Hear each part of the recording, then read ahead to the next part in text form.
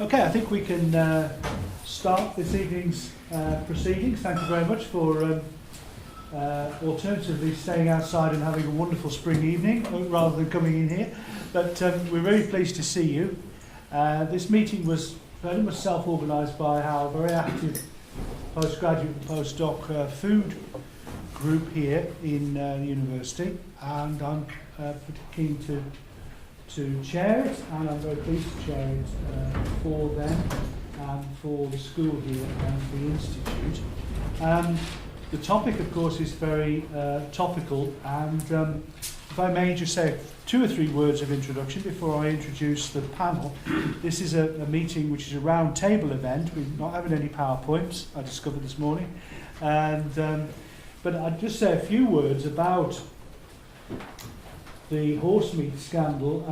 I'm old enough to go back to the BSE crisis 30 years ago, and one of the interesting things about that process then in the 80s and throughout the 90s and so on was that it really exposed the private nature, exposed the connections which we didn't really understand, where meat or food was coming from or going to. And it's very clear, it's very reminiscent, it's a bit like Back to the Future in a sense, in the 2010s, second decade this century, about the horsemeat scandal. Suddenly we've started to learn that it's not food from nowhere, it is actually coming from somewhere, and sort of it's whizzing around. If you saw the diagrams and maps in The Guardian a few months ago when the first thing the outbreak came up, this meat is flowing around in all sorts of ways and being tampered with in all sorts of ways. So from a scientific point of view, it is quite fascinating in terms of trying to understand the complexity of the, we might want to call it the low income end, or the bulk end of the conventional food supply chain.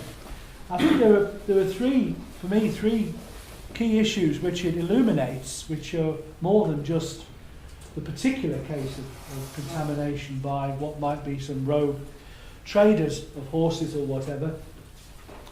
It's partly about the economy, isn't it? It's about the fact that the margins are being squeezed at both ends, that suppliers and producers, as we know, are, as we'll probably hear, suffering from very tight margins to get any value out of the system. And at the consumer end, increasingly with food poverty and increasing household costs of food since the price hikes of 2007-8, what we see is a squeeze at that end. So we've got price squeezes going on, cost price squeezes going on either end of the chain, and then in the middle somewhere, some people are making a lot of money and manipulating this food. So it's quite an interesting food system we're operating at the moment. On the other hand, there are, we can perhaps discuss this morning, this afternoon, evening, whatever it is, the issue of opportunities this might arise, what opportunities this gives for shorter supply chains, simpler supply chains to develop. And the big retailers, not least, have rhetorically been saying that they're going to source more locally and nationally. We'll see whether that actually happens, but maybe sales of local butchers and so on is likely to rise or whatever, so there may be some good that comes out of this. The other 2 things it relates to, I think, are the austerity process and regulation, which are linked. I think it's no surprise really that these risks are starting to re-emerge during this period of austerity, when we have a government, UK government, which doesn't like to regulate, and it doesn't like to spend money. So it believes in some sort of naive idea of behaviour change and nudge as the only way to sort of get any change going on. And we know that's highly risky. And we see these risks emerging, not only in this part of the food chain in terms of meat, but in terms of issues to do with contamination, pesticide contaminations and so on. And we're back to the future again here. We're back to a future which is about taking more risks or offloading risks on people, on the public, during an austere period. and public sector cuts, not least in regulation, environmental health office and so on, is very significant. And if one looks at some of the reports, I should say that Poppy Nicoll, who's here somewhere, has initiated this, but she's working with us in collecting a lot of evidence around this issue. One of the things that came out of an audit, the Public Accounts Audit Committee in 2011, it concluded that the accountability arrangements for protecting consumers in this field are incoherent and fragmented. The enforcement system for dealing with trade and malpractices that occur at a regional and national level is inadequate. The level of service available to consumers varies across the country. So we've had the warning signs before this outbreak in January 2014, and we're into a risky food system yet again. Anyway, we want to debate these issues and to look at what the implications are, and I'm very pleased to welcome and introduce three excellent people who were involved much closer than I am in this process. First, I'll introduce Eryl Powell, who's the chair of the Cardiff Food Council, which I'd particularly like to have a plug for this evening, and we'll make a point about that at the end. Eryl grew up on a farm, but she's now works as principal public health specialist for Public Health Wales, and she's working on food and child public health. Nationally, she leads on child poverty and health inequalities. And one of the important connections for the development of food councils across the UK that we're learning, and indeed internationally, is to have this stronger allegiance and collaboration between public health and food more generally. And that's really a very important link between quality food and public health. So, Eryl, thank you for coming. Our second speaker is Sarah Germain, who runs Fareshare Cymru,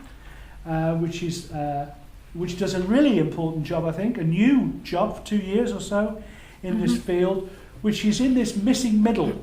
We talk a lot about sort of agroecological production at the production end and sustainable consumption at the consumption end, but there's lots of missing pieces in the bridge for sustainable food. And Foodshare, as it's developed across the UK, but now in Cardiff as well, with some Welsh Government funding, is developing, taking surplus food and redistributing it to those in need. And we look forward to hearing what she has to say about that process.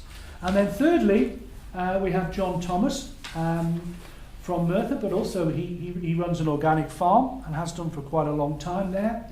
But also he directly trades, as I understand, with Riverside Cardiff Farmers Market. So we have producers, we have people in the middle, the missing gaps, and we have people looking at the whole spectrum in terms of the Food Council to talk to us this evening. So I'm going to give each speaker, if that's all right, in that order. No, is that okay? 10 minutes.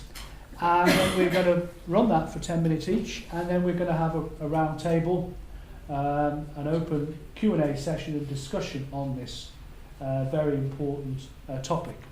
So without further ado, I'll pass on to Eryl. Thanks very much. Good evening, everybody. I'm Eryl Powell. I work for Public Health Wales. Public Health Wales is the national public health organisation that has as its ambition to achieve a healthier, happier and fairer Wales. Our business is about improving the health and well-being of the population of Wales. It's about protecting the health of the population of Wales, and it's about reducing health inequalities. And clearly all of these things can only be done by working with others. And that's something that I'm trying to do locally through the work of the Cardiff Food Charter and the Cardiff Food Council. Thank you ever so much for the opportunity to come along and give my views, and they are just my views. It's food for thought really in terms of discussion afterwards about what's been termed the horsemeat scandal. If I could just provide a little bit of context to this, and please excuse me if you're all very, very aware of the background to this, but I shall go through it anyway. Original horsemeat problem in the UK was found in frozen beef burgers that were made by firms in the Irish Republic and in the UK and sold in the UK by our major supermarket chains. So simply put, the problem was the discovery of horsemeat in food items labelled and thought to contain beef. In another example, horsemeat lasagna that was purchased in Ireland was the result of a trail that had passed through multiple countries. If anybody saw the maps, as Terry mentioned earlier, you'd see the countries were Romania, England, Cyprus, Poland, Netherlands. They passed through numerous dealers, brokers, and in some cases through illegal hands. And the point that I want to make in relation to this, the first point that I want to make in relation to this is clearly when you have such a complex food chain, ensuring the security of that food chain becomes much more challenging. It's an obvious point, but one I'm going to make anyway. The other fairly obvious point is that in terms of the way in which this lasagna was produced and processed and distributed, it's not at all helpful for environmental sustainability. Now, somebody somewhere has probably done the calculation of the food miles associated with that horsemeat lasagna. Somebody in an academic institution, I'm sure, has done it. But even without that calculation, it's fairly clear that that particular product, that horsemeat lasagna, was not good for the planet. We had other cases whereby very large catering companies that supply food to schools, to hospitals, to large hotel chains had found horse DNA in products that had been supplied to them as beef.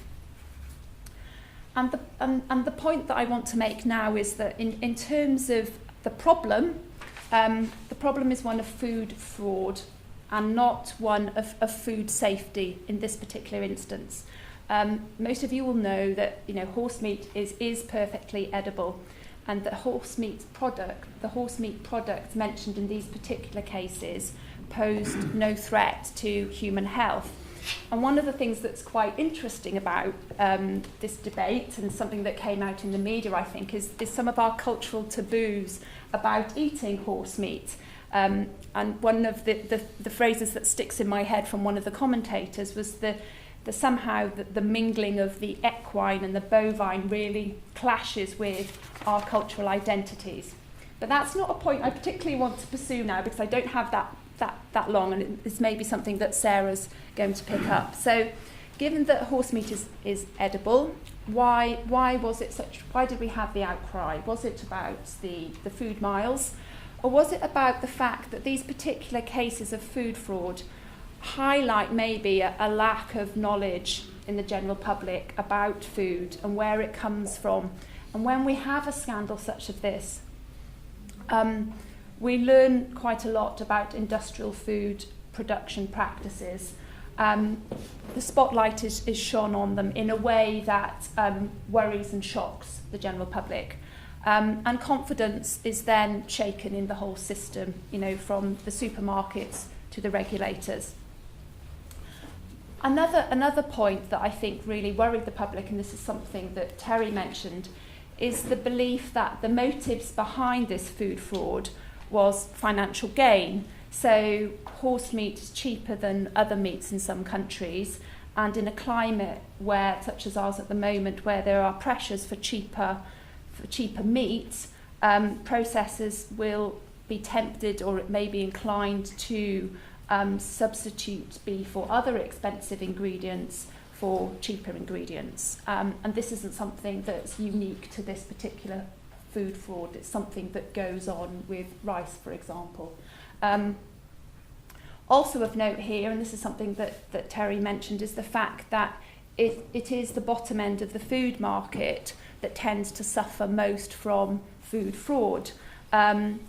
And if I'm thinking of my ideal food system and my ideal food world and the implementation of our food charter principles, we really need to be looking at a context in which all food manufacturers, retailers and caterers are providing safe, nutritious food for all people, and that this food gap is something that really concerns me.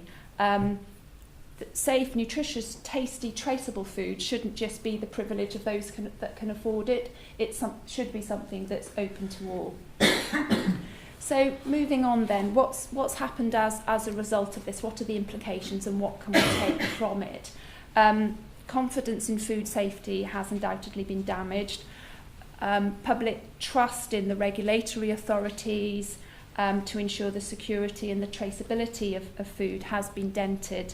Consumer trust in the food industry has dropped by a quarter according to some surveys, and certainly some surveys in the immediate aftermath of the horsemeat scandal, as it's been known, showed that shoppers are buying less processed meat, fewer ready meals, or choosing vegetarian options. And it will be interesting to see whether that effect is something that is maintained or whether people do in fact, revert to more processed meat products in future. So what does it mean for the future? And this is where I'll talk a little bit more about the Cardiff Food Charter and a little bit more about the health and wellbeing agenda, as you'd probably expect me to, given my day job. So this is certainly an opportunity for us to, I think, reflect and reconsider our relationship with meat, and to consider more effective surveillance and enforcement. It's also an opportunity for us to consider how consumers have better choices and how we support better choices. And I think there are probably other people in the room that are much more informed than myself in terms of surveillance and enforcement. But I think that possibly in terms of looking at the consumer end of things, this particular scandal is very helpful for us as a local food council in terms of looking at healthy, local, sustainable food.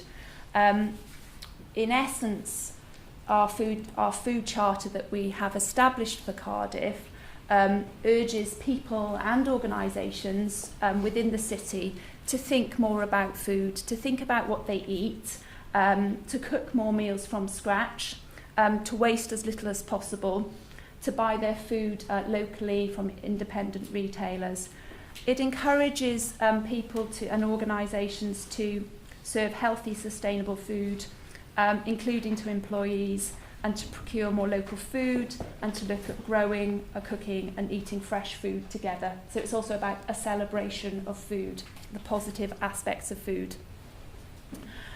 Eating less, eating ethically, eating locally, would all benefit personal health. It'll benefit the environment and it'll benefit animal welfare and the economy. And as consumers, we can definitely get greater peace of mind and be more aware about what we're eating if we're cooking our meals from scratch and if we're using fresh ingredients wherever possible. You don't need me to tell you about processed meat in terms of the health effects of the potential health effects of it. You will already know, I'm sure, about it being very high in salt and in saturated fat. And I mention that because we can't underestimate the health challenges that we have in Wales, that we have here in this city. As an organisation, one of the things that Public Health Wales does is survey the health of the population of Wales, and we know that if we take Cardiff and Vale as a locality, just over half of our population are overweight or obese. And if we look at the other side of that, only 34% of people report eating their 5 or more portions of fruit and veg a day. So that just sets the scene a little bit in terms of health status and people's sort of food habits. And that's incredibly challenging for us, I think. We also know the reality of people's lives. People are very busy, and finding time to cook from scratch can be challenging. But sometimes it's about perspective and the way that you look at things. And one of the things that I always think about in terms of food is that we can all get more enjoyment out of life and stay healthy by taking the time to sit down as a family with friends, with people that we live near to enjoy freshly prepared food using basic wholesome ingredients. And this is, you know, the antithesis of what we have at the moment in terms of fast fix, calorie dense food culture. And this is about looking at how we do slow cooking, or how we do on a mid-week like this, how we do cooking well with basic ingredients, and how we make our mealtime social occasions, and how we involve children and other members of our family and community in that process. So, you know, the messages are sort of fairly obvious ones really. It's about how we get a shift away from snacking, grazing, instant or takeaway sort of food, to looking at really, you know, good quality food, meat, fish, vegetables that can take short time to prepare, meals from scratch, but also to look at the social, the community, the really positive aspects of eating together. We'll also talk a lot about how buying from local producers can help the local economy, and how that can give consumers peace of mind. It's much easier to track where your food comes from if you're able to have that direct conversation with the supplier. And for those people that sometimes argue, and this is something I hear quite often, but it can be really difficult to afford fresh fruit and veg when you're on a really tight income. And undoubtedly, we've seen since 2007, we've seen fruit and veg sales, fresh fruit and veg sales go down consistently in all of the major supermarkets. It's the low-end supermarkets that haven't seen such a drop. But we do have opportunities for people in Cardiff that are on a low income to buy fresh fruit and veg at an affordable rate. We have a really good network of fruit and veg co-ops across the city, run by volunteers, a really good community hub around them. So there are opportunities in terms of supporting people to cook with a great Get Cooking programs, and there are also opportunities to enable people to access affordable fresh fruit and veg. So then, conscious of time, so to conclude, I think, as Terry says, the horsemeat issue really gives us a really good opportunity to think differently about food, and to think what it means to eat well, and to think more about who it is that eats well, and how we can get more equity within that. Thank you very much, Eryl.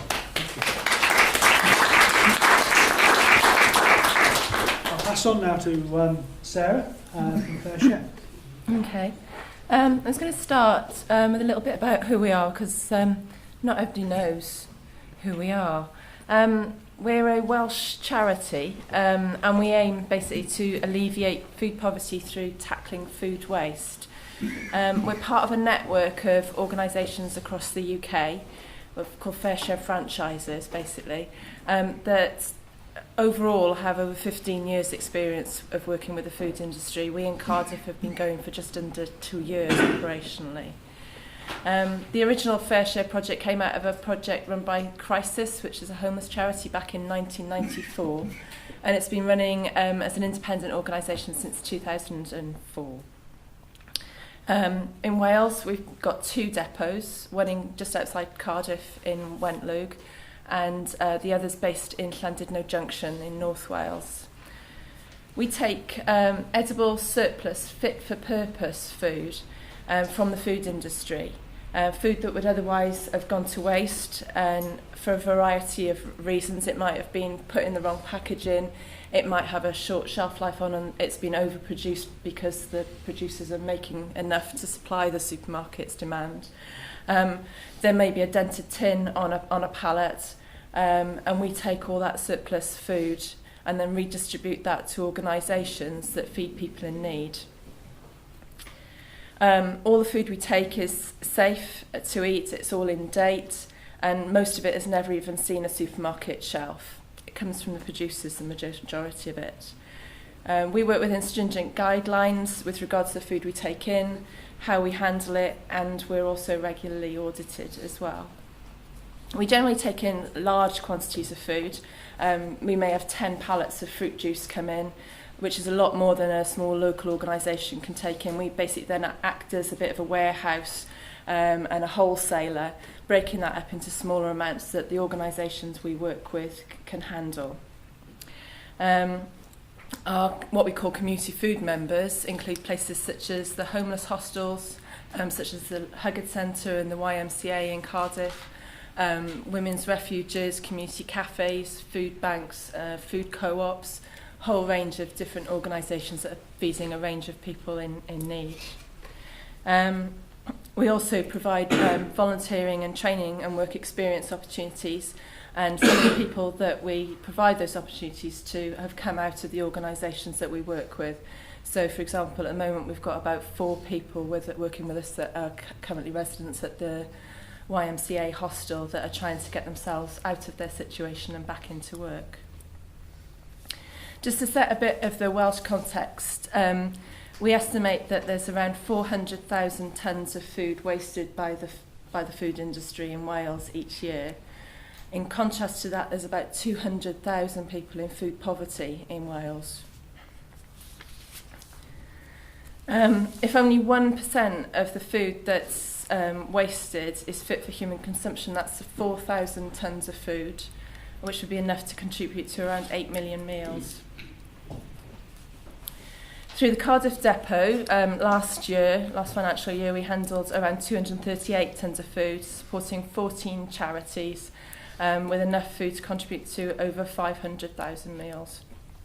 We currently work in Cardiff and Newport, and we're looking to expand into new areas such as the valleys, and we're looking to also increase the range and number of food donors that are Welsh as well, so that we're taking local food as well and supporting local people. One of the things we were asked to look at when preparing for this was around where the responsibility for this all lies. And it seems to me that in the moment we're in a bit of finger-pointing mode. Everyone is kind of blaming somebody else within the food supply chain. I mean, we could blame the retailers and the producers in the food supply chain for not monitoring themselves sufficiently and not ensuring that accurate labelling of food. We could blame the regulators for not ensuring that monitoring was not implemented properly. We could blame the weather, because the weather last year was really rubbish, and that caused all the food prices to go up, and as a consequence of supply and demand. But I was thinking about this, and maybe we should all take a little bit of the blame. After all, it's price and consumer purchasing power that's driven the food system that we're currently in. We as consumers have chosen to buy from the supermarkets in preference to our local shops. There's been a decline in the local independent retailers across the UK for the past few decades, as we've switched our shopping habits for convenience's sake. And this has resulted in the supply chains becoming more reliant on the supermarkets as the outlets for their produce and products, and the ensuing pressures that gives to keeping the costs down for them. In The Guardian on the weekend, there was a piece about the price of beef burgers, and a true beef burger's cost is about 43 pence, whereas you can buy in the supermarket frozen ones for £1 for 8. It just shows the difference in the real cost and the cost of that we're getting things from the supermarkets, and that's all to do with the supply chains. We've also chosen to buy more processed food, and I think Eryl alluded to this a little bit. Basically because we want cheap food and we want convenience as well. We could also blame the economic crisis, and therefore maybe we're blaming the bankers again, because budgets are increasingly being squeezed, and I think Terry said something about this, as we all look to find ways to decrease our spend and therefore opt for the budget range. Public service providers' budgets are also being squeezed, and they're being required to do more with less. But there needs to maybe there be a bit of joined-up thinking, because if the people start buying across the governments, as if they start to buy local, good food, they can support economic development and support health as well. Individuals' personal budgets are also being cut, and people are looking to save money wherever they can, and therefore maybe they end up making difficult choices. However, can you really blame people for choosing cheaper options when they're struggling to put enough food on the table? At Fareshare, we can attest to the impacts the economic crisis is having on people through the anecdotal evidence that we get from our members, the desperate phone calls that we receive, and the fears that the changes to the benefit system will only make things worse. In addition to this, school breakfast clubs have seen an increase over the last few years, with the numbers of children attending increasing as well. And one school we've worked with says that sometimes after a weekend it's the first meal a child's had in 24 hours at the breakfast club. But they've also seen an attainment rate increase in the schools because the children are getting fed better and they're more focused.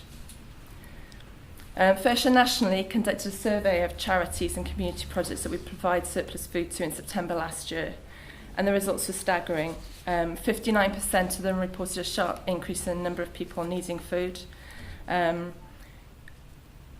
it appears that there's no respite in sight, as 70% of them surveyed feared that the demand would only increase in the future. In addition to this, more recently, it's reported on ITV Wales last week that 1 in 4 pensioners in Wales is choosing between heating and eating. Reporting that one gentleman in Cardiff is using his overdraft each month to make ends meet. And that the number of food banks has tripled in the last year across the UK. In addition to this, the profile of the people that are struggling to make ends meet also seems to be shifting. Increasingly, people who are working are finding themselves in a difficult situation. And we've also recently supported the establishment of a food co-op in Newport, where they're working with individuals that are in poverty for a whole range of reasons. Some of them haven't got a car, so they simply can't get to the supermarket to buy the cheaper food, so they're having to pay extortionate prices at the local corner shop. And so we're trying to support them in decreasing that sort of level of food poverty, which is above sort of the acute level that the food banks are supporting, and trying to get those people back on their feet. The reasons behind people ending up in food poverty are all sorts. I mean, I learned a lot by talking to one of the guys that works at one of the homeless hostels, and the stories he told me, it's kind of like, there by the grace of God go I. Because it only takes one extra crisis for people to end up in that situation, maybe a marriage breakdown or them losing their jobs. I say this just to put it into perspective, really, because people that are in poverty are the same as us. They're people, and they deserve good quality food, much as Eryl said as well. So what did the Horsemeat scandal mean for charities in terms of food redistribution? Some of the French charities said that they were ready to hand out the tons of ready meals containing horse meat. It would be scandalous to waste that much food. However, they recognised that it would need to be relabelled because it was labelled wrongly, and that it would be better received in some areas than others, because horse meat is more regularly eaten in some areas of France than others. Although somebody from the French Red Cross said that products that weren't offered to the general public should not be offered to the poor, because it was a question of dignity. And in Germany there was something similar, where people were saying, even though a politician had stated that this food should be given out to the poor, that it was insulting again, and that people needed to receive minimum quality standards of their food. In the UK, Fareshare took a similar stance, saying that we would only redistribute legally compliant food that was fit for retail. We were also concerned that in addition to the contaminated burgers that were fine would also go to waste. In Cardiff, we were unaffected by this scandal, as at that time we held no products that were affected, and so our supplies to our community food members were unaffected. And we're also dictated to by the industry. If they get a recall, then we also get a recall of food. We had one recently with something else, so we took that off. So what now? Now is the time for us to consider food in a more holistic way, similar to Eryl's stance, actually. It's been argued that people are becoming disengaged from thinking about where food comes from, how it's grown and produced. Food doesn't just come from a supermarket without a backstory. Consumers seem to have changed their shopping habits, and we've heard a little bit about that already, but we need to see if this trend continues or if it's just a blip in reaction to the scandal. Consumers' trust has also fallen, and so the retailers and restaurant chains also seem to be changing the way that they're doing things, with reporting about them looking at shortening their supply chains, about only taking their meat from UK suppliers. I think the time's right for us to be challenging the food industry, food outlets and our food system, and even maybe ourselves, to think, act and become more sustainable. This scandal has also raised broader food poverty issues around cheap food production, food poverty, consumer confidence and supply chain pressures. If the major players are considering their food chain in light of the horsemeat scandal, looking to make them shorter and better managed, then maybe they can also consider other angles as well, including sourcing locally, ethically and healthily, and cutting waste. And this could reap all sorts of rewards in terms of boosting the economy, promoting health and raising working standards. But there does need to be a balance between retaining affordable prices and the costs that might ensue from increased requirements from the regulations requiring higher traceability and labelling and testing and so forth. In terms of waste, yes, we at Fareshare utilise surplus food, but a reduction in waste with the levels of food waste that there currently are is hardly going to affect us at all. We're only one part of that solution. If we double what we're handling in Cardiff, it's still only going to be something like 0.1% of the food waste that's in Wales. Perhaps the scandal should also throw a light on the fact that so many people in the country are struggling to make ends meet and then ended up in food poverty. We as a society should be asking why and what we can do about it. Perhaps we should all be asking, what can I do to change things for the better? In the need, yes, there is a need for accountability, but is it really about who's to blame or what we're going to do about it?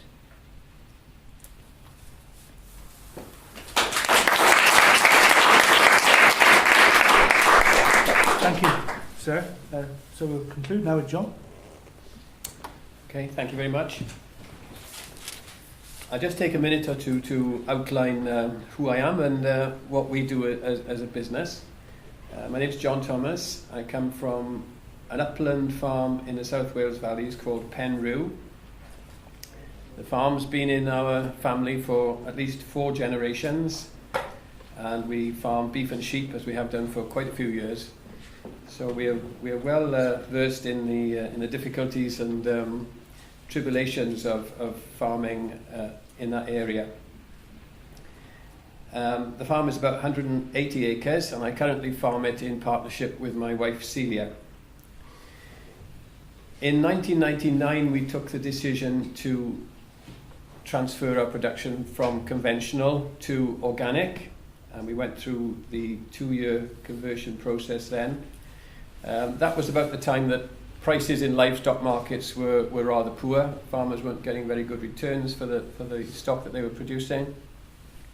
So we decided we were going to convert to organic and also to take our production direct to consumers and sell through farmers markets mainly, which were just in their infancy at that time. So we are still doing the same thing. We are selling direct to consumers through the Riverside Farmers Market here in Cardiff and the Rubina Farmers Market, and we also sell in the Usk Farmers Market as well, and we sell direct from the farm to customers who come to the farm. So we're farming Aberdeen Angus beef cattle and the local breed, which are the South Wales Mountain sheep. And more recently, my brother-in-law has also started organic farming. He's in the Vale of Glamorgan, farms about 40 acres there in Llansanna, and he keeps now organic chickens rather, to produce eggs, and organic pigs, and he does keep some meat chickens as well, which produce birds for Christmas and Easter. And we've combined the marketing from those 2 businesses, and so we can offer customers now a range of the full range of meat really, as most butcher shops do, from lamb, beef, pork and mutton, which is also quite a good seller. I do have another interest in a meat business which is called Cymru. We're partners in Cymru, which just operates a small village butcher shop in Treharris.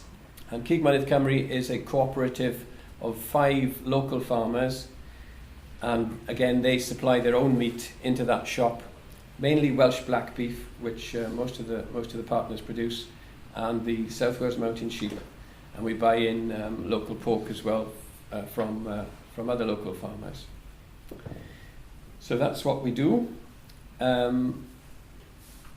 So our traceability really is second to none, in that we can identify, particularly with beef cattle, the exact animal that you're about to eat. We can trace it back easily, and we can tell you what the parentage of that animal was, and you can have as much detail as you require. Some people don't require too much detail when they go to eat something, but we certainly got the traceability that people are certainly looking for, we find these days more.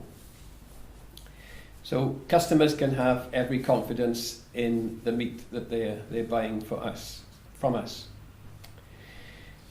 So what effect has the horse meat scandal had on our businesses? Well, we estimate that sales probably increased at around 10 to 15% directly as a result of it. How long that will be maintained, we think there will be some drop off as time goes by. The supermarket culture is a very strong culture. Everybody buys from supermarkets, and we're not going to convert them all to go into the high street butcher shop again. I don't think that's a little bit wishful thinking. But we need to do as much as we can to maintain the customers that we've gained. Now, we've talked a little about the blame and who's to blame for the horse meat situation. My understanding is that it was the Irish Food Standards Authority that first flagged this up with their DNA testing. So I won't miss the opportunity of knocking the British Food Standards Agency, because where were they? I mean, they should have been aware. I mean, we've got a very large supermarket sector within the UK, and it's a diverse supermarket sector, and it's got some of the top end supermarkets selling the higher value products, and the ones at the lower end who are concentrating on the value for money products. And I think they should have been aware that this was a possibility of happening, and they should have been testing for it. Sainsbury's, I understand, had been conducting their own DNA testing on the beef that they were selling for 10 years previously. So, it wasn't as if it was something that wasn't perhaps expected or could have happened. So I think our Food Standards Agency, it's a big wake-up call for them, and they need to get their act together. The primary responsibility, of course, is the retailers. They are selling a product and labelling it up as 100% beef, and they should be checking their suppliers thoroughly to make sure that that is what they're selling. And it does beg the question, those supermarkets that are focusing on the cheaper end of the market, where were they? Were they deliberately taking their eye off the ball, in that they didn't want to find out too much perhaps about their supply chains? Or were they perfectly innocent? So we need to sort of draw our own conclusions, I think, as to what happened there. So the cause of the problem was supermarkets concentrating on reducing price above all other requirements. They were opening the door to unscrupulous suppliers, and the result was a proportion of horse meat, thus lowering the price.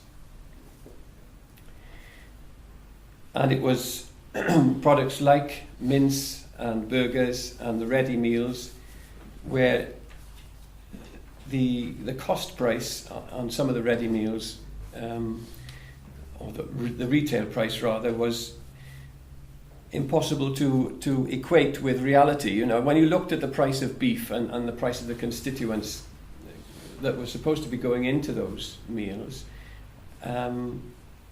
anybody could tell really that something was wrong somewhere, in that that low price couldn't be sustained if anybody was doing some accurate maths.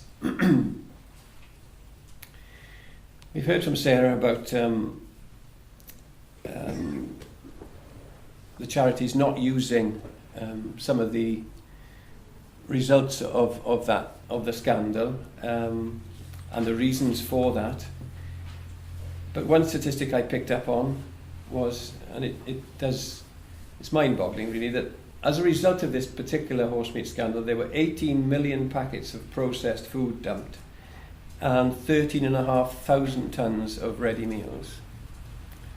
And you know, we've heard that there was really nothing wrong with them as far as the health of them was concerned, or the nutritional quality of them was concerned, but because they were incorrectly labelled, they were all dumped.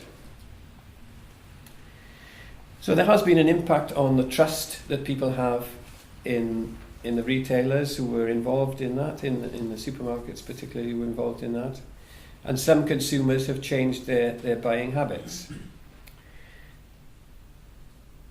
Consumers will inevitably, I think, ask more questions now about some of the food that they're eating, or all the food that they're eating really. And that's no bad thing. That's a positive outcome of the scandal, and it can only benefit, I hope, our business and businesses like us, who can offer the full story of what people are consuming and can tell them exactly what they need to know. And hopefully it will have an impact on well, I'm sure it will have an impact on the supermarkets, in that they will tighten up their act. And if they do buy more from UK farmers, well, that will obviously please people like me. You know, whether that can be done with keeping a reasonable cost on the food that people buy, I don't see why not really. The more convoluted and the more remote the supply chains are, obviously there is more of a chance of something going wrong in them, and that will always be the case. So the lesson is, if you try to reduce the price continually, as some of the supermarkets have done, the inevitable result will be poorer quality. Either that mean poor quality cow beef being substituted for better quality beef, or illegally included horse meat or other meat.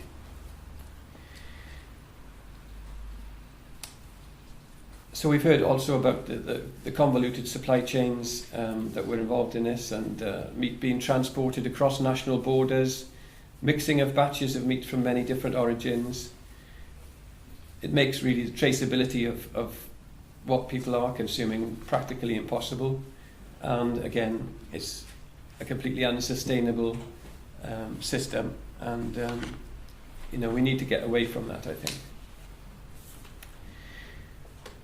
So the lesson, as far as I'm concerned, and I'm going to finish on this, the lesson as far as I'm concerned to the general public is, and I hope that they take it on board, it's probably slightly wishful thinking, but don't buy your meat from the supermarket, go to your independent butcher or your farmer's market, and then, you know, we can guarantee that what you're consuming is what it says and what we're saying up front. But the fact that 75, I think the figures are 75% of fresh meat in the UK is now sold in supermarkets. So with a decline in independent butchers and such like, I think we have gone a little far down the road to reverse the trend now. But I'll just finish on that part. Thank you very much.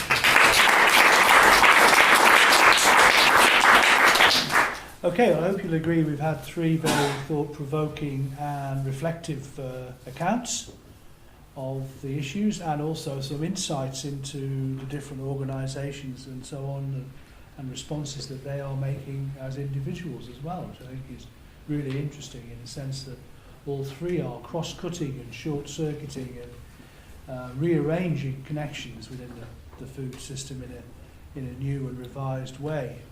It seems to be a process that we're going along at the moment. So now we've got opportunity for about half an hour for questions and discussions. So I think what I'll do is I'll take 2 or 3 questions first of all and ask the panel to respond. Do it that way. So who'd like to start? Yes, could you say who you are, please? Probably Alexander, freelance. Terry, you began by reflecting on BSE and then moving forward to the Horsemeat scandal. And actually the thing that's significant in that period of time is, as has been mentioned, we moved increasingly towards a small number of multiple retailers with long distribution chains, and the way that they make profit is actually by selling highly processed food, full of saturated saturated fat and salt, and creating profit in selling essentially cheap ingredients at a profit to the public. And it's not until we break that stranglehold that we're going to actually effectively deal with the issue. The point was made about, who is the where does the responsibility lie? And I think we shouldn't get confused about that. I'm not here to defend regulators, but actually the fundamental responsibility, the primary responsibility under the Food Safety Act rests with the producer of the food, and there shouldn't be any confusion about that. And if, in fact, the retailer is producing food, whether it's a value range or top of the market range, it has to be safe. And we're not really all that very far away from E. coli outbreak in 2005, when tragically one child died. This hasn't been a food safety issue, but it might have been. And there are some very big issues around that as a consequence. So I offer that as an observation rather than as a question. Thank you. Okay, that's one point. Yeah. There's so many issues, it's difficult to... You say who you are, please. Oh, sorry, G. Leslie. What does the panel think should happen as regards to the reform of the British Food Safety Body, FSA, which clearly didn't go about looking for problems? It was brought up by the Irish. It's not. Do you think it should be moved back into Department of Health rather than being part of the Ministry of Agriculture, Fisheries and Foods, as it were? And should it be responsible for doing the testing? Because it appears that the local authorities are, just a few local authorities are doing the testing. And what should be the testing? Surely we're only going to find what we're looking for, but shouldn't we also be looking to see what's in pork products, that they are pork, the beef products are beef, and fish products are fish rather than shellfish, and it's the right kind of fish, the whole lot, because we haven't looked in that area. So what testing should be done? Shouldn't this be not just the start, but at the moment, don't you think it should be enlarged to ensure that all the foods that we've got are carefully looked at? Because surely that's, we're going to find similar problems. With regarding the safety that the gentleman mentioned, I think surely it is a food safety thing, because if you, some people are allergic to horse, you're still going to anaphylactic shock.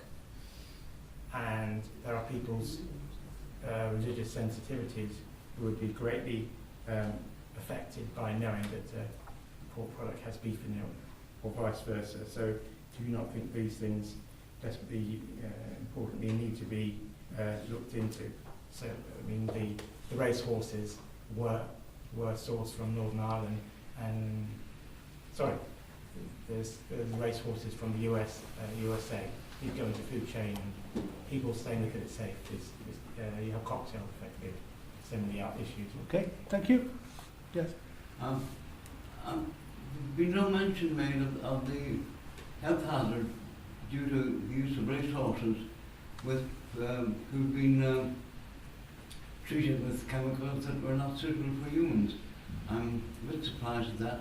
And the other remark I'd like to make is that seasonality of vegetable production has disappeared.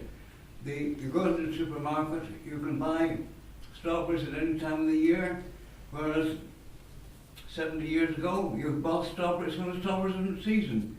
And that must be I think we've lost the ability to deal with large quantities of food when they're in season. Okay. Anybody else? Yes. Three comments. Firstly, as will quickly become apparent, I'm a New Zealander, and I deplored in New Zealand the efforts that were made to export very high quality butter and meat to this country and elsewhere in the world because of the impact on our environment and the unsustainability of it. However, when I arrived in the UK some 20 years ago, I was absolutely shocked to travel in the countryside and find no farmers, nowhere. Didn't see anybody working the land, and it just seems barren. So much land is barren. And I contrast that now with thousands of people in the city without work, and perhaps an unwillingness to work the land, except when you look at allotments, which are flourishing all over the place, home gardens, and I try and raise a few lettuces and so on myself, not very well, but nonetheless. I'm sure that many of us could be prompted to do that, and I strongly applaud the efforts to bring gardens into schools, and children to be encouraged to do this. The second thing is about regulatory capture. We can have regulators, but who guards the guardians? That is the issue. We need to have a review process that reviews the actions of the regulators and supervises them. And the third point I wanted to make is that we are heading into a very serious period of food shortages worldwide, and we're likely to see the quality of our food degraded for all of us over a very long period of time, unless there's a population collapse, which I think we could probably expect in the next 50 years.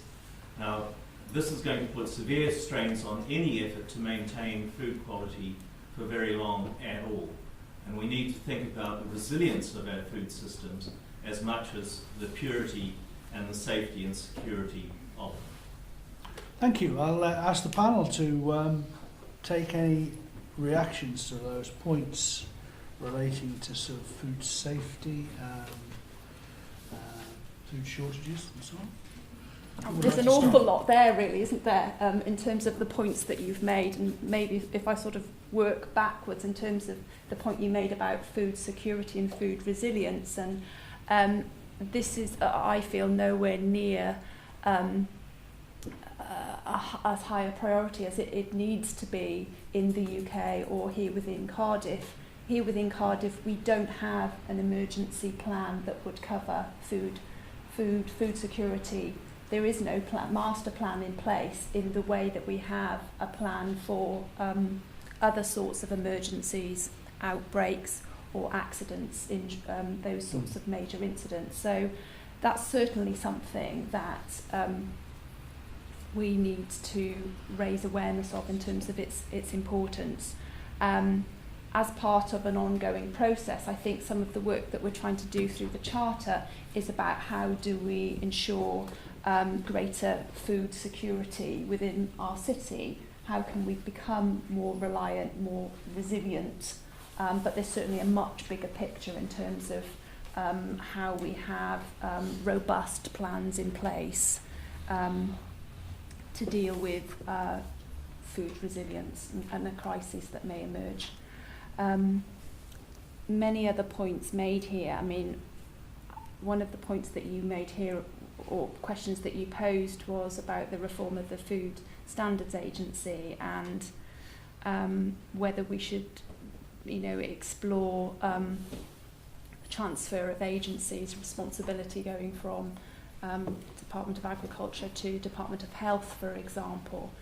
And other people may have views on this. As someone that works for a large public sector organisation, the NHS, that is often reorganised, we very rarely see the changes or the outcomes that we would like as a consequence of organisational change, or of changing even changing the positioning, the responsibility of a remit into a different organisation. I don't know enough about the testing to really. Beforehand, they were in health and they were moved yes, to I know. culture, Yes, and they've been captured, so it's said, by the industry. Yeah, I know. Testing, I think probably we could be a bit smarter in terms of anticipating some of the risks and be a bit smarter in terms of using intelligence to investigate some of those risks. Okay, so Well, I don't feel like I'm qualified to talk about the testing side of things. I'm definitely not a food safety expert. But around the sort of food shortages side of things, there were reports either late last year or earlier this year that something like 30 to 50% of the world's food is wasted before it even reaches a human stomach. So if we can capture a bit more of that food, will be some way towards reducing the food shortages that might be coming along line. I mean, there's things like misshaped potatoes that are still left in farmers' fields and so forth, that when we're looking at projects that we can look at tackling some of those things to stop those food wastages going on. There's so much food that is wasted. It's like 3 million tonnes a year in the UK of food that's wasted, that if we can tackle some of that food wastage issue, then the food shortages issue will become less. can I just ask you, Sarah, just very intrigued to know a little bit more about how your organisation's managed to get your hands on this food. I mean, because it's creating a new channel, a new circuit in the system, and I'm interested to know what happened to it before. How do you manage to intervene to get it? These tons and tons of food which the majority got into the waste bins. At the start, the majority of it would have ended up in landfill. Yeah. Some of it now is diverted into anaerobic digestion, and we're not saying that all of that surplus food is suitable to be eaten, but a good proportion of it is. So you go into these firms? We work with the food companies. At the moment, our national team is working with a number of the food supermarkets to try and access their suppliers. So to get their agreement to talk to their suppliers, and when the suppliers agree, then we can talk to the suppliers, because a lot of the food comes from the suppliers before it even gets to the supermarkets, or it's rejected by the supermarkets, so it goes back to the suppliers, and we intervene at that stage. In Wales, we're talking to some of the major manufacturers. We're also trying to talk to growers about any surpluses that they have as well. So we're talking directly to the individual organisations. Thank you. John, any comments? Yes, I have. Yes, quite a diverse range of comments. Gentleman at the start who mentioned that responsibility for food that's sold is the producer's. Yes, of course it is. The producer is responsible for selling safe food, but also the retailers have a huge responsibility as well, because they're including things from a number of sources, and things like ready meals. They're including loads and loads of different ingredients in it, and they have a massive responsibility to make sure that what they are including is, first of all, legal and also safe. And then we mentioned about the Food Standards Agency and testing. I don't necessarily think that a reorganisation would be of any benefit, but I think they do need to have a wake-up call, and I think they are, it's my opinion, that they are too closely allied with the large food multinationals, the supermarkets in particular, that they are too cosy with them and aren't rigorous enough in their vigilance over the large supermarkets.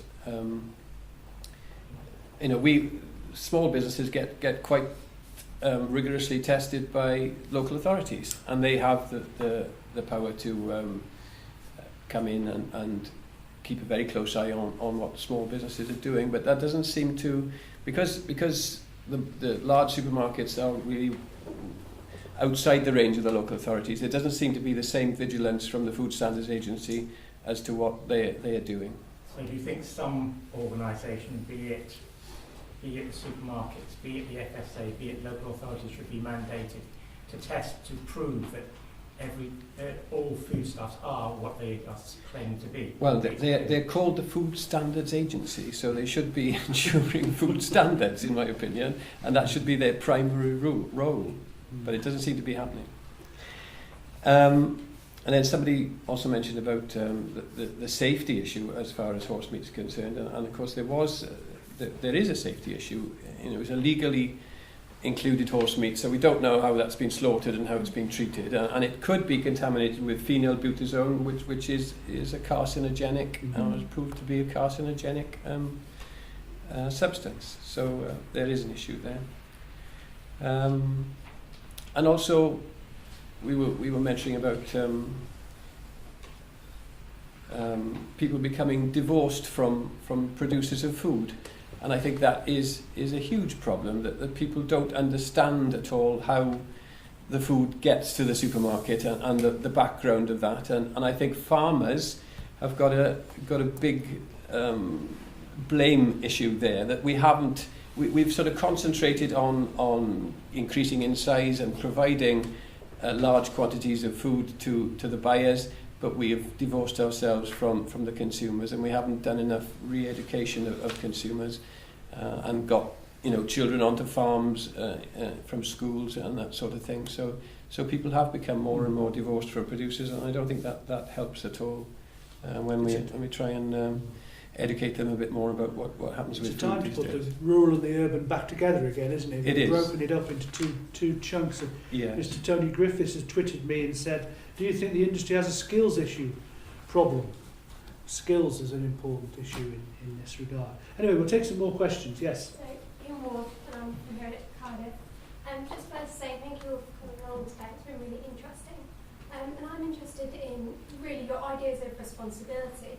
I think when all three of you panellists spoke, apart from a few references to government intervention in the FSA, you mostly spoke about responsibility of the consumer and at an individual level.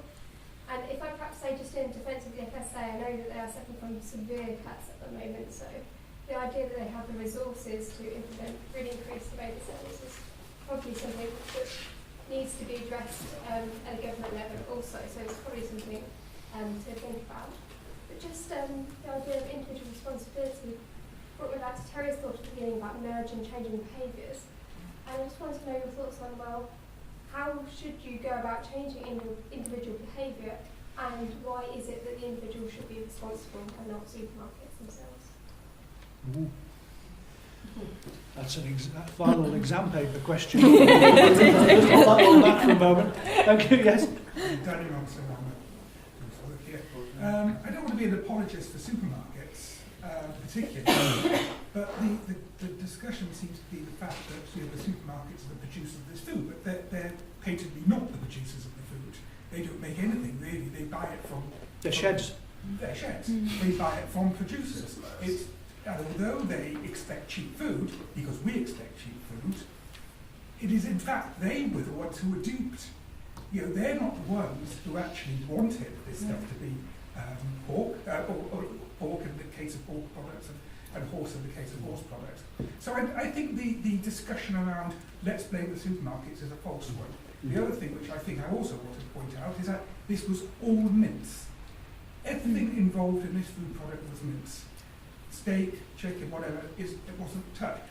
I'm old enough to remember Roseanne, a programme years ago, where they opened a mystery meat bar, which was, the joke was, well, who knows what's in mince?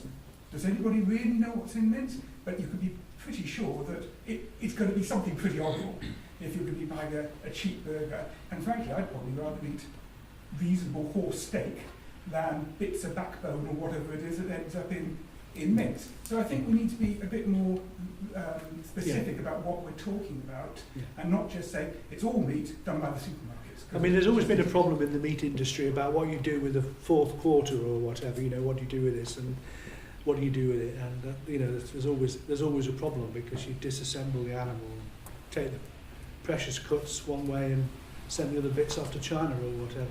So. The other thing, of course, is asking more questions. Well, maybe there is a very small percentage of people who will ask more questions about meat. I, funny enough, have actually changed my purchasing habits and started buying mince at my local butcher. But I have no idea what's in his mince, and I don't ask the question. I'm just trusting him that the mince will be okay. So, this trust issue, it's very easy to say we can't trust the supermarket, we can't trust the capitalist system, but it's not a strict one. Yeah. We're all in it together, I think is the phrase. Anna. Yeah, thank you all for your presentations. It's been very interesting. I was interested in your thoughts about the role of the government beyond regulation and testing, like proposals beyond that, and trying to think in positive. Eryl has pointed out like these fruit and veg co-ops and things like that, thinking about like positive ways forward and what role the government, maybe at different levels, can play on that, your different perspectives, producers, civil society, and the public sector. Okay, we'll take those three and fire away. I think responsibility needs to be at all levels. And I'm sorry if I gave the impression that maybe the responsibility needs to be at the level of the consumer or the individual. I think it needs to be at the government level and above. I think it needs to be at the local level and at individual level. I think that your point in terms of what else government could be doing, one of my concerns at the moment is we don't really have an adequate government or policy response to the problem of food poverty. I think lots of politicians are very keen to be seen to be working with food banks and are very supportive of them, but food banks are about supporting people in crisis, and we should be preventing people from getting to that point. And I'm quite concerned at the moment that food banks are seen as, you know, pretty much the only solution to a growing problem that we have in terms of increasingly people are struggling to access the quantity and quality of food that they need to be nourished and to be well. So if there were one thing, you know, as I'm sat here at the moment, that I'd want more of a government response to, it would be that issue. Any other comments? Got a panel? Yes, similarly, I mean, when I was talking about individual responsibility, it was just to identify the fact that there's responsibility at every level, I think, and it's not just, we can not just put the blame in one area. I think there's levels of responsibility throughout this whole thing. And then in terms of the role of the government, beyond what Eryl said about food poverty, because obviously I'd back that. I think there's maybe a role in terms of them leading by example through things like procurement and buying more sustainable food, procuring their food in such a way that any food that is wasted is used, is utilised through organisations such as ourselves to reduce the amount of food waste, and that they look at the way that it's packaged, the way that it's sourced, the healthier options of that food. All that kind of thing can be done by government departments and government institutions that employ and house a lot of people within the country anyway. John? Yes, I agree with what Eryl was saying about responsibility. We do all have a responsibility, and I wouldn't add anything to what's already been said. Supermarkets, I probably fall into the habit of knocking supermarkets because it's what I do generally. So you competed with them. Fair forgive me for that. But, you know, they are. All meat retailers are responsible for what they're selling to the public, and those that are focusing particularly on the cheaper minces and that sort of thing are even more responsible, in my opinion, because they should have been doing the testing themselves to make sure what they were supplying was what they said on the packet. And you know, if they are squeezing their suppliers, as a lot of the supermarkets do, they squeeze their suppliers harder and harder every contract they sign to keep the price lower. Then they need to be also doing the other thing, which is being vigilant as to what is actually going into those supply contracts to make sure that you know, what they're getting is what they're expecting to get. And as far as the role of government is concerned in this issue of procurement of food, government are very good at making noises as to we've got to relocalise the food chain and all this and bring more local into public procurement. But when it comes down to the nitty-gritty things and to local authorities, which I've got some experience of, and procurement, they again make the right noises, but when it comes to actual supply, they don't want to deal with small local businesses. They want to deal with large businesses so that they can have easy contracts and you know, hundreds of tons of mince from one particular a supplier and the contract is done. They don't want the hard work of actually sourcing from many different suppliers, as they would have to with most of these public procurement contracts. And I'm sure the same is the case within the health sector, the hospitals and things, that the noises are made, and there are certain upfront, highly publicised projects that do use local food, but when it comes down to it, still most of those contracts go to the large companies who can put the right tender in and source the product in large quantities. It's interesting that both you and Sarah particularly are involved in different ways in creating slightly bigger what I'd call food hubs. I mean, they're actually trying to do that. And that's one of the things I think which is really important in this, is to get over those problems of diseconomies of small scale with creating the economies of scale through other means. Yeah. And I think that's something that internationally we're working with in other fields, where you can see the creation of these food hubs which try to resolve some of these problems of the smallness and the numerical number, and bring food hubs together. I think there is some progress we can make on that. I'm going to go for a final round because there's some questions here. Yes. Yes. Simon Dawson, I'm a food science lecturer. It's a couple of questions really. The first one is for Sarah, and it's we know that hundreds of thousands of burgers, frozen burgers, minced products were all found to be completely safe. Yes, they contained horse, but they were all tested negatively for bute. So all this food was completely safe, and yet we've got these issues around the whole of the UK where food shortages. Mm-hmm. How much of this product did you actually receive? None. Not. Is there any reason why? Because the food manufacturers would be needing to relabel it, and that would cost them a whole load of money. I would assume that was the reason, but it hasn't been relabeled unless the food is unless we can redistribute what the food actually is. We can't take it because we're governed by similar food standards to they are. We work to the HACCP standards and such like that they do as well. I used to work for I used to work for a manufacturing company, and we sent out a lot of product and it was incorrectly labelled. Yeah. And the label had said chicken. Yes. Instead of pork. Yes. And the retailer said to us, it's up to you whether you recall or not, because it's not a food safety risk. It's okay. So we let the products go in the shelves. And consumers chicken, pork, purchased. What's the matter?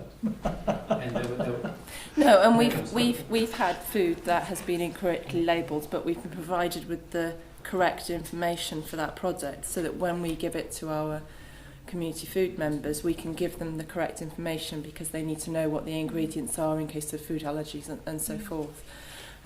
So we need to be able to provide that information. We haven't been, as far as I'm aware, the network hasn't been offered any of the food.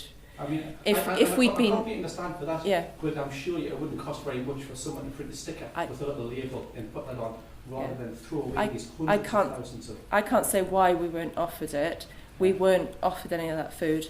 If we'd been offered it in a state that was legally compliant, which is what we have to take it as, because we can't take any food that's not legally compliant, we would then have been required really to ask our community food members whether they would take it.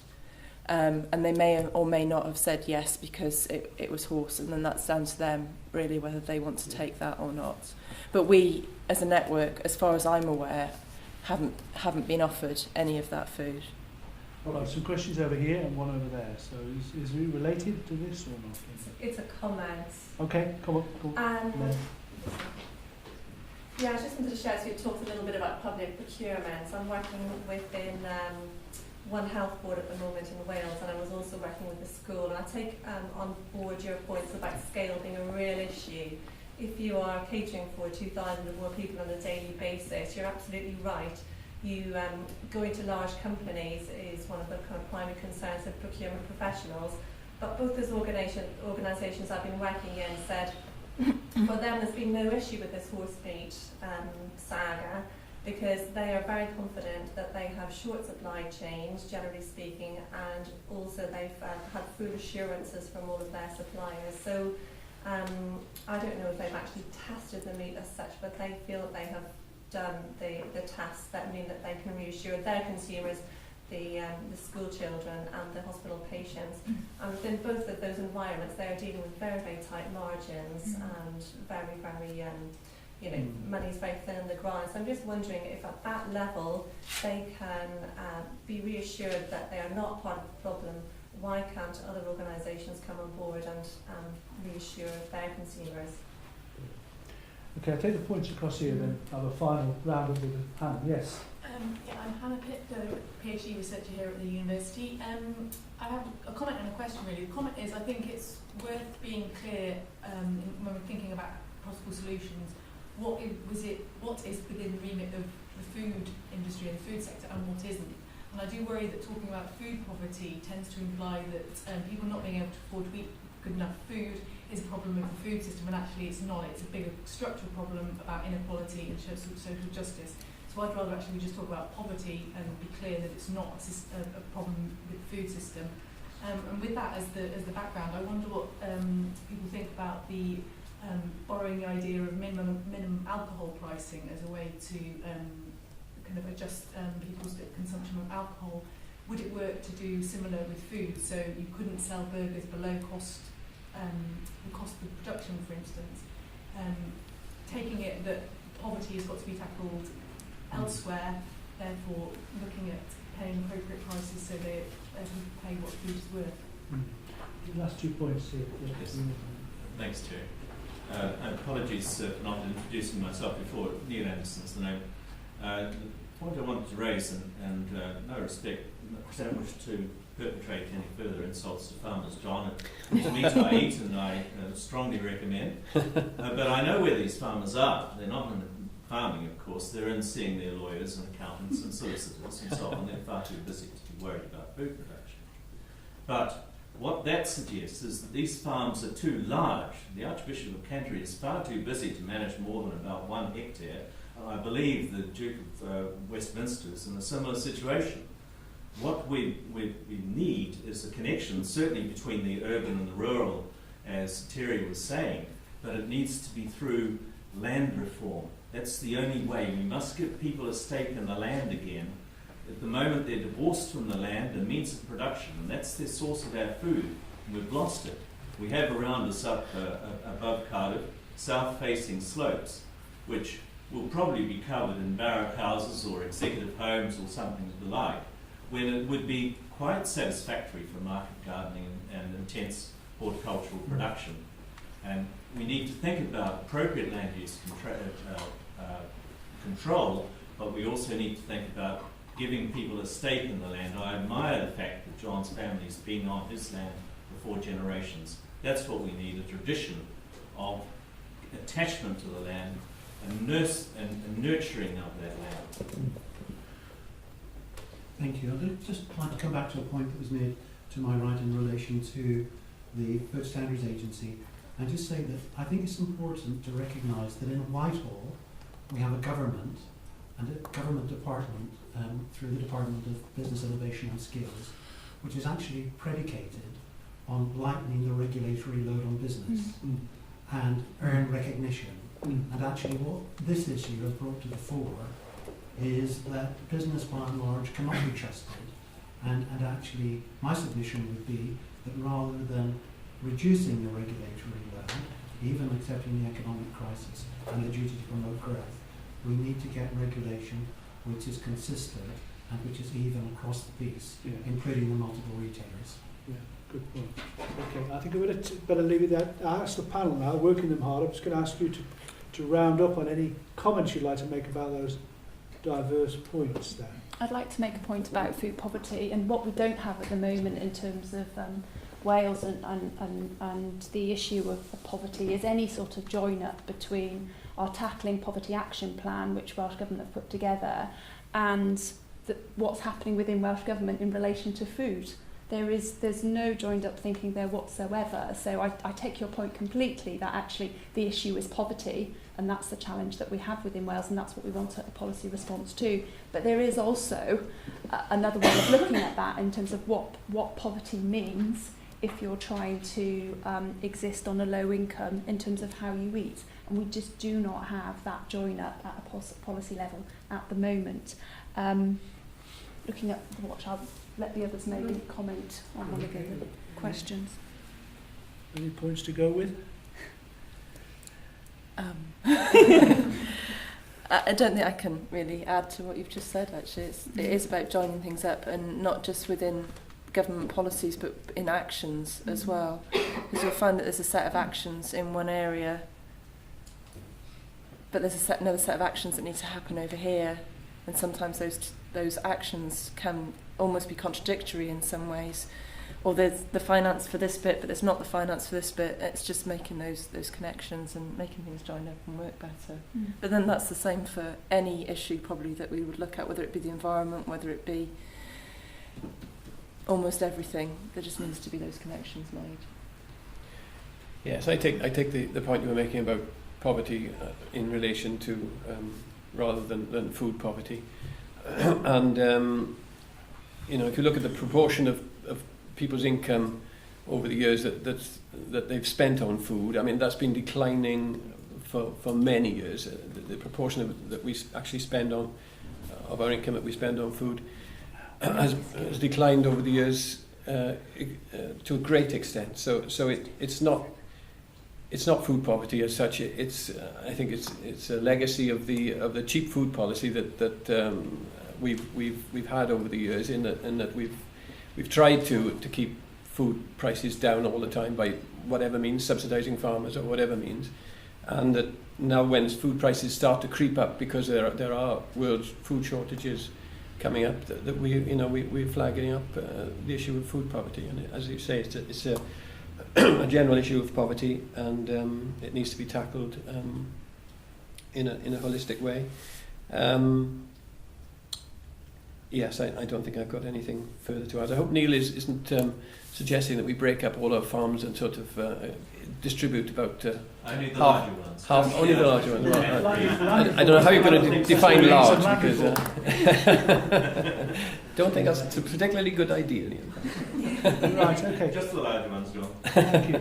Just about to make a few comments. I mean, just to be a little bit more optimistic. Well, to be optimistic, let's think a bit. I mean, I think it seems to me that we are in some sort of transition here. Somebody mentioned that we've had, since the BSE crisis, we let the retailers dominate and created a private regulatory system. And maybe that's coming to an end now with all these pressures on the system, that we might be leading towards a more variegated, might be slow, but we might be leading to a much more variegated food supply system. And we might see that period between the 80s and the 2000s as a rather strange period when we let things get out of hand in terms of concentration and responsibility and resilience and so on. And another point, I think, which is clearly relevant here, where we wouldn't have been speaking about it 10 years ago in this area, is the relationship, potential opportunities between delivering on sustainability and delivering on poverty or inequalities. And I take Hannah's point that it isn't, it's more of a structural issue more broadly, but the problem is the way the UK government is reacting to the crisis is a particular type of way of dealing with augmenting this poverty problem in a sense, So, it's sort of expecting maybe the opportunities. This is opportunities for the civic society and civic sector to become much more involved in food. That's certainly what's happened in North America too. So, should we be grasping that? Should we be really wanting to, with the council and charter and so on, trying to create policy space which allows a wider public realm and civic realm for food?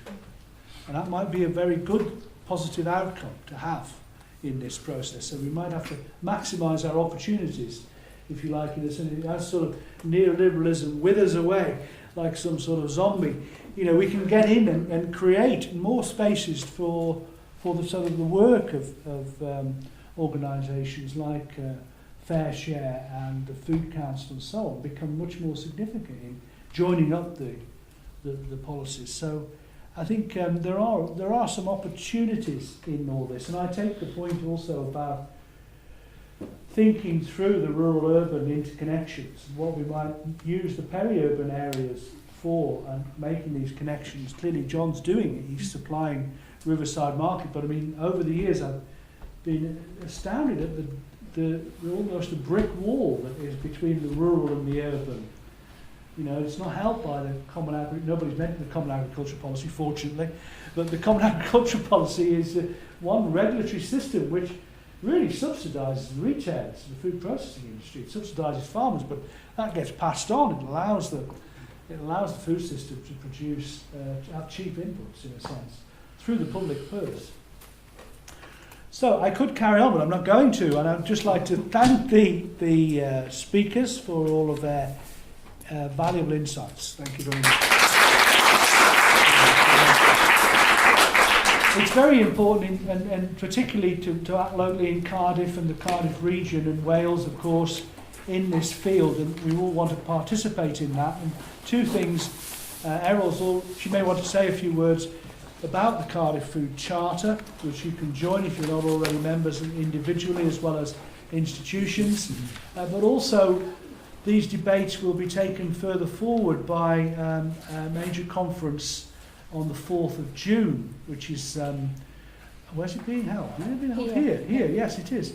On these issues to see where we're going and what progress we're actually making. Do you want to say anything about those two? If anybody wants any more information about either of those, I have some at the front here and I'm happy to chat to. And thanks for the organisers, the food group, particularly in Cardiff, for arranging this. Let's hope we can actually make it an annual event and see where we are in a year's time. Thank you very much for coming. And please help yourself to any more wine, if there is any. Thank you very much.